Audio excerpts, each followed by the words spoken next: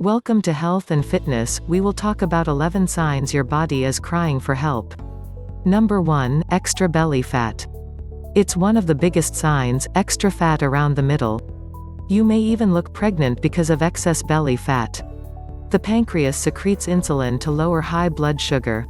That sugar, glucose, is meant to go into the cells, and insulin is the key that unlocks them to receive glucose. However, if your pancreas is secreting insulin all the time because your diet is overloaded with carbs and sugar, it eventually signals your body to store fat. Yes, insulin is a fat storage hormone.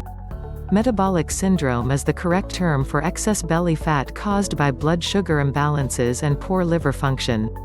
Remember, a healthy liver is necessary to detox excess fat storage hormones, like estrogen, cortisol, and insulin. Number 2, cravings for carbs and sugar.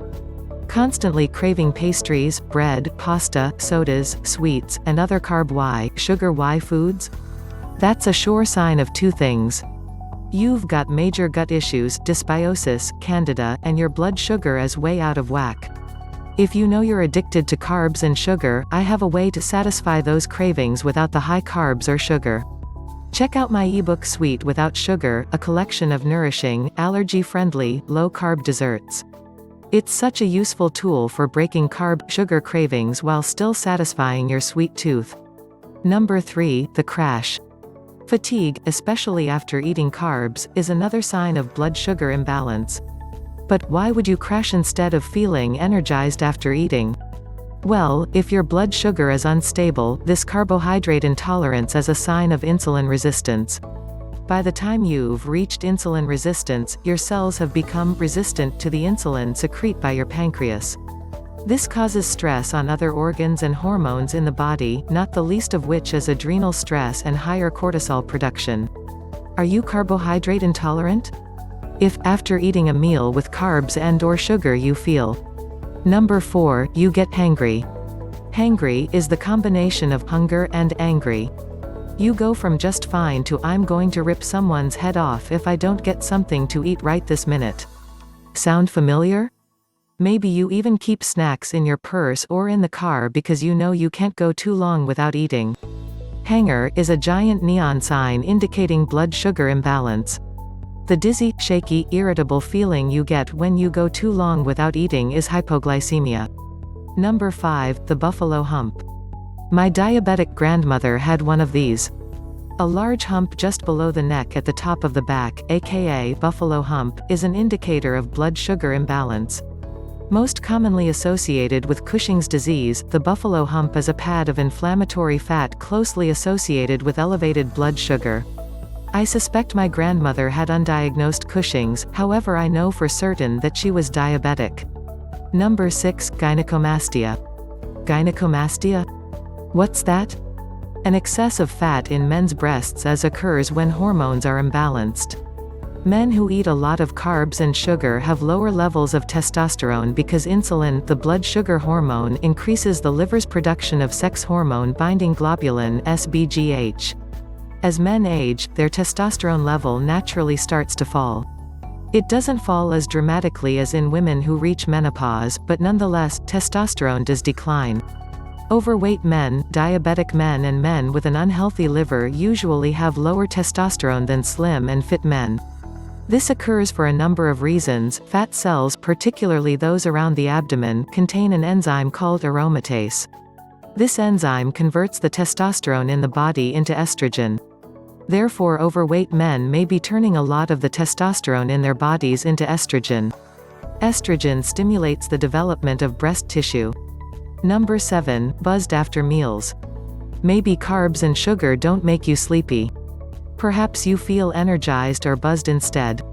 When the pancreas doesn't secrete enough insulin to properly restore blood sugar balance, you experience hyperglycemia. Have you ever been in a room full of 4-year-olds eating birthday cake? If so, you've seen sugar rush in action. Now, in those 4-year-olds, it may be mild though somewhat exhausting and crazy for parents, and doesn't last long because their bodies are quick to produce the insulin needed to lower blood sugar.